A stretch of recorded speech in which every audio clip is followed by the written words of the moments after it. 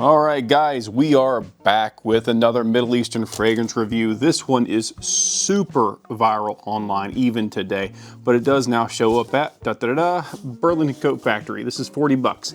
Now, if you've watched any of my other videos and things, you'll notice that this is the third iteration, the third dupe schmoop twist of a God of Fire kind of thing going on that I've done. I've done Lattafa's Opulent Dubai. I've also done Gulf Orchid's Mango Ice. So this is number 3. But this was like the big one when it came out. Like it's even more expensive than the other two. Like even at discounters, it's one that just kind of stays up there and consistently stays kind of in that viral lane of everybody being kind of interested in it. So let's go ahead and talk about those notes. They shouldn't be too shocking to anybody. Opens up with mango, lemon, ginger, and rhubarb. Middle notes of pink pepper, jasmine, violet, and praline. And then we get base notes of tonka, cedarwood, ambergris, and moss. Let's get this thing opened up. Sorry about the cellophane noise. It's not my favorite thing in the world either, but I wanted you to see the price tag from Burlington Coat Factory just because I think it's valuable to know that these things can be found in the real world at discounter prices and not at like inflated, like I'm gonna call them fly-by-night perfume places. Sometimes I see them at flea markets, way overpriced. So you can find these in the real world. They pop up every now and then. Sometimes you see them at Ross. Every now and then you'll see them at Marshalls or TJ Maxx. But yeah, there you go. So let's get that cover off. French Avenue box. Okay, how's this thing open up? Okay, it opens up like a book. There we go. Nice presentation. Most of us have seen it at this point. Very gift box kind of style going on there, which I think is excellent. I love it when fragrances take the time to make the presentations nice. So let's go ahead and talk about what we do on this channel. It's not terribly complicated but I do explain it every single time.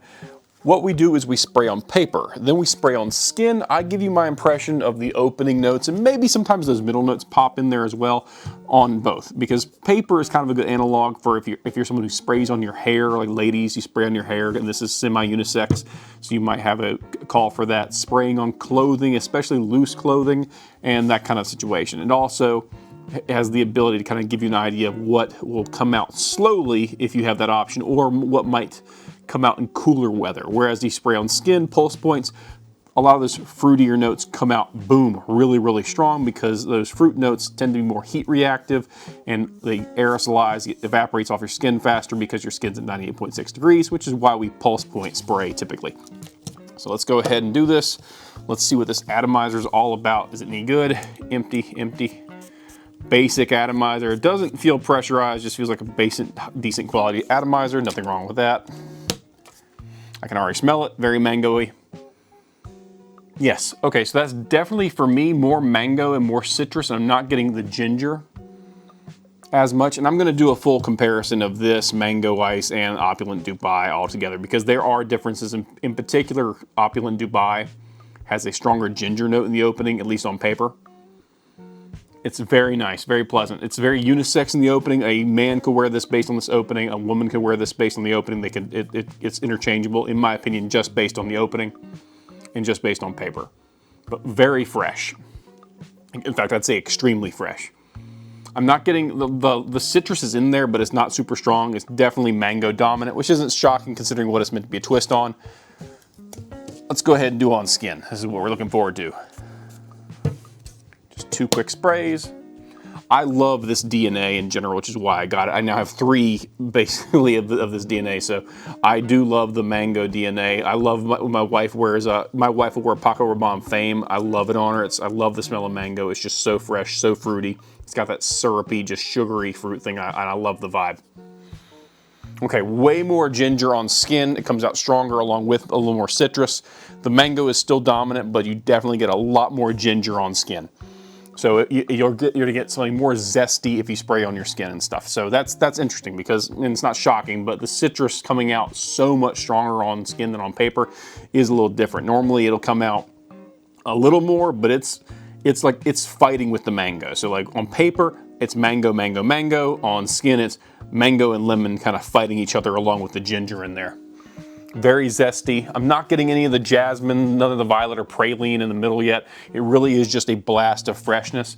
So what the next part of this video is I will blip out of existence, and then I will come back and I will talk to you about things like longevity, projection, and how those notes break down over time. You might see a black screen saying many days later or something similar, but the idea is that I'm going to actually give you the full representation of what you can expect as far as note breakdowns on skin versus on clothing, longevity, projection, etc., etc. So I'll be back to do that, so I'm going to blip out of existence and I'll be right back.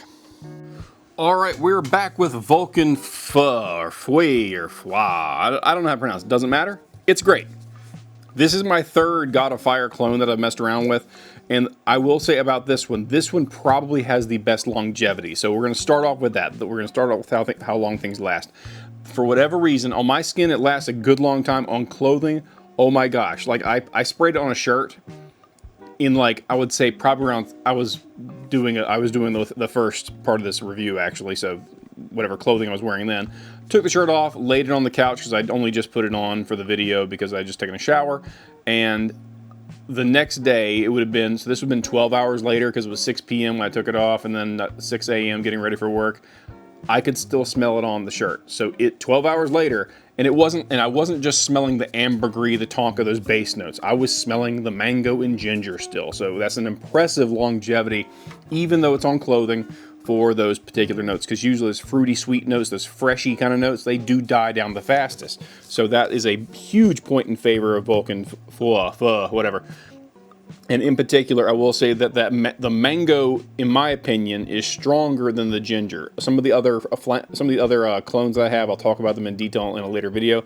The ginger is the more dominant note in my opinion. This one, it's more mango, more citrus, and then the ginger kind of backs it up and makes those elements more fresh. So it's more fruity forward instead of more aromatic ginger forward. Now, as it does dry down, it's excellent. There's nothing really wrong with it. The ambergris comes out, makes it a little bit animalic, a little bit, I'm going to say, on the kind of salty-ish vibe thing going on there.